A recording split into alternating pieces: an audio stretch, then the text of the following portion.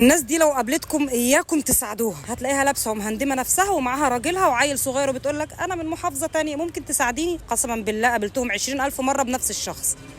الشخص التاني هيقابلك في الشارع يقول لك والله العظيم انا وامي جعانين ومش لاقيين اكل في البيت، وخش معانا السوبر ماركت وهاتيلي الحاجه، انا مش عايز فلوس. هتخشي وتشتري له الحاجه، عارف كويس هو عايز يجيب ايه، وبعد كده بيبيعهم لنفس السوبر ماركت، يا اما بيبيعهم لسوبر ماركت تاني، مع انه في صحه تشغلك وتشغلني. ده طفل بريء بيجي شايل لك صينيه زلابيا ووقع على الارض وبيعيط وبيقول لك صاحب الشغل هيرفدني، ساعدونا بوس ايديكم. بعد ما بتديله الفلوس بيلف من الشارع تاني ويوقع نفس صينيه الزلابيا تاني ويجي يقول لك ساعدوني ابوس ايديكم. بيتعمل فيكي نفس المقلب عن تجربه شخصيه. راكب موتوسيكل ولابس لبس دليفري، بيروح يشتري البيتزايه او اي حاجه من المحل وبيجيبها لك واقعه وقاعد في الارض جنبها ويقول لك هترفد من شغلي لو ما دفعتليش ثمن الاوردر اللي باظ مني ده. العميل ملوش دعوه، صاحب المطعم هيرفدني. ياكم تساعدوهم.